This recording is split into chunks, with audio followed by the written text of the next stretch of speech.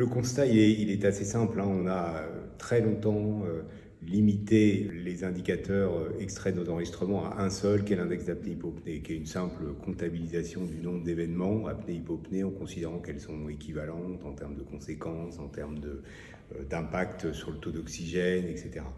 Et tout le travail qui est en marche depuis pas mal d'années, auquel on contribue, c'est d'essayer d'extraire des nouveaux indicateurs prédictifs des complications des apnées en général. Alors très rapidement, il y en a trois qui sont vraiment dans l'actualité aujourd'hui. Il y en a un qui s'appelle l'hypoxic burden, qui est un indicateur de charge hypoxique. Et puis il y a deux indicateurs de réponse cardiovasculaire, delta heart rate, l'augmentation de la fréquence cardiaque après les événements, et PWAD, qui est un indicateur d'aplatissement de l'onde de pouls, qui témoigne aussi de la réactivité autonomique et vasculaire.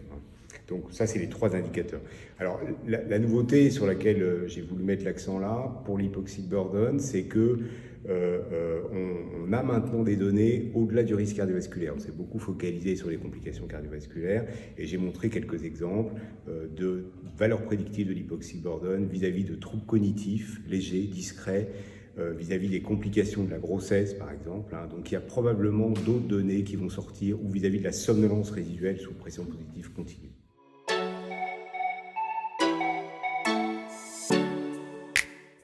Le thème, est-ce que le traitement des apnées réduit le risque cardiovasculaire, c'est un thème qui est évidemment majeur, même si peut-être on lui a donné trop d'importance, mais il est là, c'est un thème majeur. Alors il y a une méta-analyse sur l'effet sur la pression artérielle. Le constat est simple, c'est qu'il y a une baisse, effectivement, si on poule toutes les études randomisées, mais elle est très faible. Elle est à peine détectable en pression artérielle mesurée au cabinet, qui est quand même l'indicateur classique. On la détecte si on mesure la pression sur 24 heures par le biais de la baisse la nuit de pression artérielle. Et cette baisse, ce qu'on a montré nous, c'est qu'elle est tellement faible, ou assez faible, donc le médecin ne la détecte pas, surtout qu'il ne fait pas de mesure ambulatoire de pression artérielle, et il ne modifie pas le traitement. Donc il n'y a pas d'impact de l'adhérence sur la charge thérapeutique des antihypertenseurs. Bon, aujourd'hui, on est sur le risque cardiovasculaire, pour compléter ça, de dire ça ne marche pas dans les essais randomisés, mais ça marche quand les gens sont adhérents. En tout état de cause, il faut accompagner les malades pour qu'ils soient adhérents. Alors j'ai montré deux études. La première, elle montre que très tôt, en fait, si on regarde le profil d'utilisation de la machine dans les premiers jours, premières semaines, on va savoir ce qui va se passer sur le long terme. Donc c'est là qu'il faut agir. Donc aujourd'hui, on réfléchit au forfait PPC. Il y a des patients qui clairement sont d'emblée des bons candidats, qui se traitent très bien, il n'y a pas besoin de les aider beaucoup. Puis il y en a d'autres pour lesquels, dès les premières semaines, si on intervient, peut-être on peut gagner un peu. Et puis j'ai montré une étude assez intéressante qui montre l'intérêt potentiel des patients ressources, donc des patients qui sont traités par PPC, qui ont réussi à vaincre les difficultés, qui sont maintenant observants et qui vont servir de patients ressources pour accompagner en début de traitement les patients tombés sous traitement, en espérant les aider à mieux s'adapter au traitement. Et donc il y a un essai randomisé américain qui montre ça. Ça, ce sont les deux traitements majeurs des apnées qu'on a aujourd'hui, orthèse PPC. Il y a un déséquilibre majeur. On met beaucoup de PPC. Le chiffre actuel, je crois, approche les 2 millions de patients sous PPC en France contre moins de 100 000 orthèses, ce qui n'est pas en adéquation avec ce qu'on sait. Ce qu'on sait, c'est qu'effectivement, les orthèses marchent un peu moins bien pour baisser l'index d'apnée, mais finalement, sur les bénéfices cliniques, c'est à peu près identique dans les essais randomisés.